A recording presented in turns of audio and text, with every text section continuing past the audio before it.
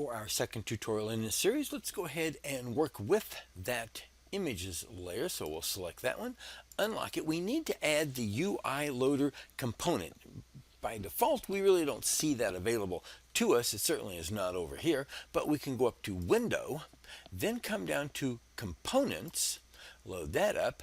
When we go down to the user interface, let me drag that a little bit better onto the stage.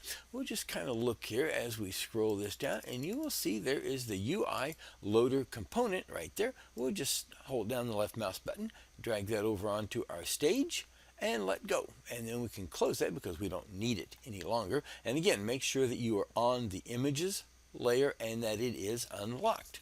We'll change the size of this one to match up to that of our images. So the width, you might recall I mentioned last time, was 300 and the height is 218. There we go. Then with our selection tool, we'll kind of drag it into position about like that. That'll work pretty good for us. We'll give this one an instance name of My Loader. I use a capital L, do some camel casing there, and we'll lock that particular layer.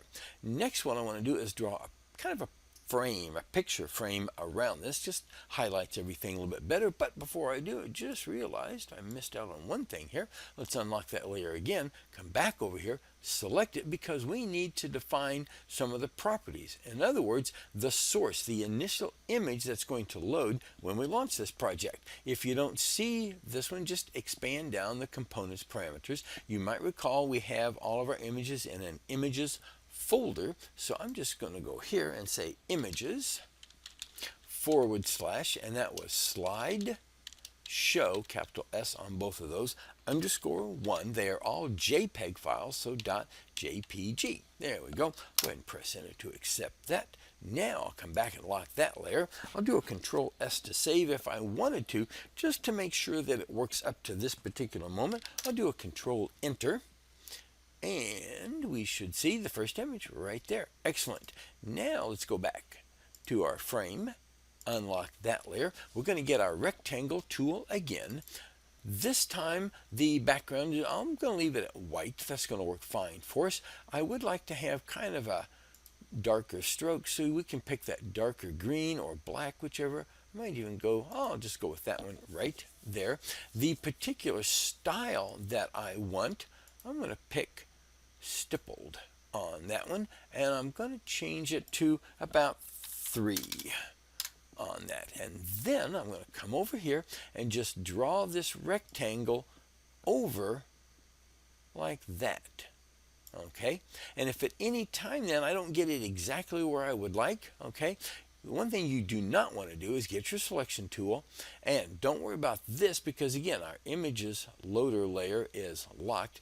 But on this one you don't want to just click on the background, because you'll notice I'm moving the background and not the frame around it. So let's do a Control Z to get back, deselect that. Two ways to do this. One, with our selection tool, if we need to move it around and get all that selected, just come up here outside of that and drag over everything. Okay, that will get all of it selected. Or what we can also do, and do a Control Z, is on that layer just do a Control A. Okay, so if I do a Control A, that selects everything, and I'm just going to left arrow it a little bit like that. Very, very good. Now let's go ahead and lock that particular layer. We've got it working there. We'll come up to our actions layer. I do not need to unlock the actions layer because I'm not changing the stage. I'm only going to be working with my timeline and that code. So in frame 1, I'm going to click the right mouse button and select the bottom option, Actions. There we go. It opens up my Actions panel. Okay, kind of move that over so we can see it a little bit better. Let's actually close that because I didn't want it to be like that. Let's go back again.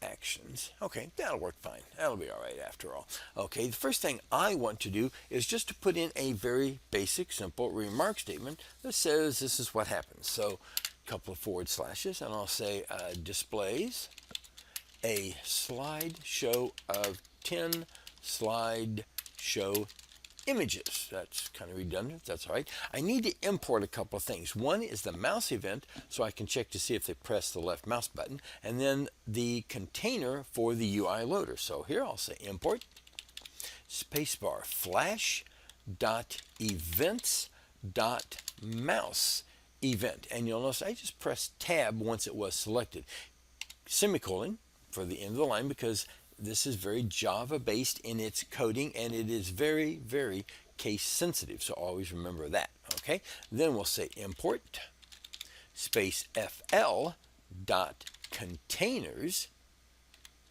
which doesn't really come up, dot UILoader semicolon. Bingo, and that'll get everything added in. It's not loaded in by default on that. We need a couple of variables so that we can work. We need to determine where we are, what image we are displaying, and then we need to create a string variable that will contain the text for the image SlideShow underscore the count of that image that we want to display, and then the .jpg for the file extension. To do that, to create a variable or a memory location within our project, we'll say var, and I'll give it a descriptive name. I'm going to call this int because it's an integer variable, whole numbers only, and then a name called count, then a colon symbol, and we'll define it as an integer variable, semicolon at the end.